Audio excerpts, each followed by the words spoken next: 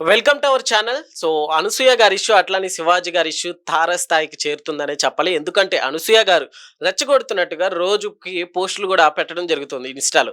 So, ఒకసారి వీటి గురించి డిస్కస్ చేద్దాం. ప్రస్తుతం మనతోటి వైజాగ్ సత్య ఉన్నారు. వెల్కమ్ చెప్దాం. హలో అండి. హాయ్. హలో. అనసూయ గారిది అలానే శివాజీ గారి ఇష్యూలు. సో, దాన్ని ఇంకా కంటిన్యూషన్‌గా ఇప్పుడు అనసూయ గారు డే బై డే అంటే దీన్ని కాస్త రెచ్చగొడుతున్నట్టుగా కనిపిస్తుంది. మీరేం చెప్తారు? రెచ్చగొట్టడం కాదండి. ఆమె నాకు 10 సంవత్సరాలుగా తెలుసు నేటికి. ఆమె పోస్టులు ఇప్పుడు కూడా అట్లానే ఉంటది. ఆమె వరలక్ష్మి వ్రతం చేస్తే పట్టు చీర కట్టుకుంటుంది. బ్యాంకాక్ బీచ్‌కో, లేపోతే హాంకాంగ్ బీచ్‌కో, లేపోతే ఇంకొక బీచ్‌కో, అమెరికా బీచ్‌కెళ్తే ఆమె బీచ్‌కెళ్తే ఏం చేస్తారండి? ఆమెకి ఎక్కడే డ్రెస్ ధరించాలని తెలుసు. ఆమె ఇష్టం ఆమెది. కాకపోతే శివాజీ గారేంటంటే ఫస్ట్ ఎపిసోడ్‌లో బానే మాట్లాడారు. ఏమనంటే, మనది భారతదేశం. మనకొక సంస్కృతి, సాంప్రదాయం ఉంటుంది. మన వస్త్రధారణకి మంచి పేరుంది. విదేశీయులు సైతం నమస్కరిస్తున్నారు అన్నాడు. 100% కరెక్టు. ఆయన మాట్లాడింది ఒప్పుకున్నాను. కానీ రెండో ఎపిసోడ్‌లోకొచ్చాక ఆయన తప్పు మాట్లాడాడు. ఇప్పుడు శిశువుల యొక్క ఆకలి తీర్చే భాగాలు ఏవైతే ఉంటాయో, స్త్రీ భాగాలు, ఇన్నర్ పార్ట్స్ వాటిని సామాన్లు అని అనడము. తర్వాత మళ్ళీ దరిద్రపు గొట్టు అని అనడము. తర్వాత ముండలండం. ముండలంటే ఏంటండి? అంటే ఇప్పుడు విడోస్. వీటన్నిటికి సారీ చెప్పారు గదా! భర్త చనిపోయిన వాళ్ళని ముండలంటారు.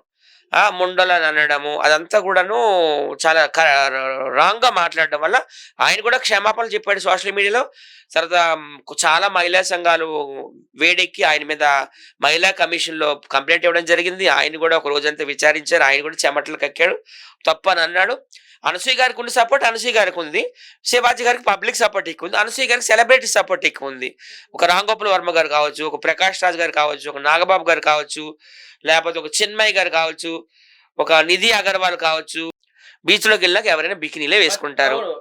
అది మనం ఇష్టం వాళ్ళది. బట్ దాన్ని సోషల్ మీడియాలో పోస్ట్ చేసి సో చాలా మంది చూస్తారు, ఫాలో అవుతారు. సో అట్లని ఇప్పుడు అనసూయ గారి దగ్గర అంటే దండిగా డబ్బులని, బాడీ గార్డ్‌ని పెట్టుకుంటారు. సో అదొక కామనర్‌కి అట్లా ఇదంతా మీరన్నట్లుగా. ఆమె ఎడ్యుకేటెడ్ పర్సన్ అండి. ఆమె ఎడ్యుకేటెడే. ఎంబీఏ సో కామన్‌గా ఉండే బయట తిరిగే మహిళలకి సో ఎట్లా ఉంటుంది? ఏంటి మహిళలు ఏ వస్త్రాలైనా ధరించుకోవచ్చు. ఆళ్ళ ఇష్టం అది. ఇప్పుడు బ్రా యేసుకుందంటే దాని అర్థం నువ్వు రావచ్చు రేప్ చెయ్యి అని అర్థం కాదు. ఓకేనా? బీచ్‌లోకెళ్ళాక ఎవరైనా బ్రా యేసుకుంటారు. అనసూయ భరద్వాజ ఆమె కూడా ఒక బ్రాహ్మణ యువతి.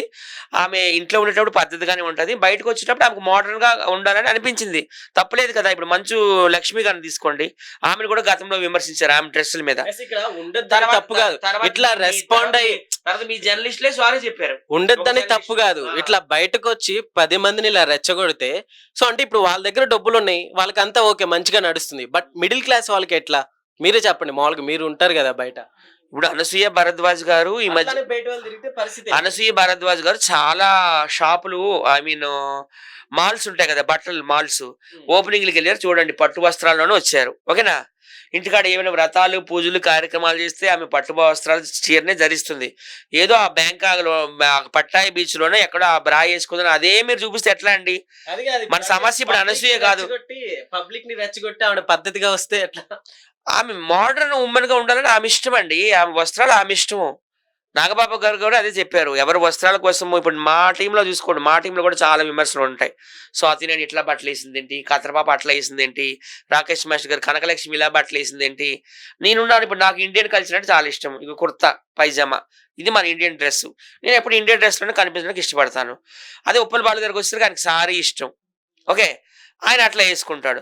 ఇక వేరే ఎవరైనా ఉంటే మోడర్న్ డ్రెస్సులు వేసుకుంటారు. ఎవరిష్టం వాళ్ళది. ఇప్పుడు మన సమస్య అనసూయ కాదు. ఓకేనా? ఇక ఆమెను వదిలేద్దాం మనం. ఓకే. ఆమెను వదిలేసి ఇప్పుడు మనమంతా ఫైట్ చేయాల్సింది నా అన్వేష్ గాడి మీద. ఓకే.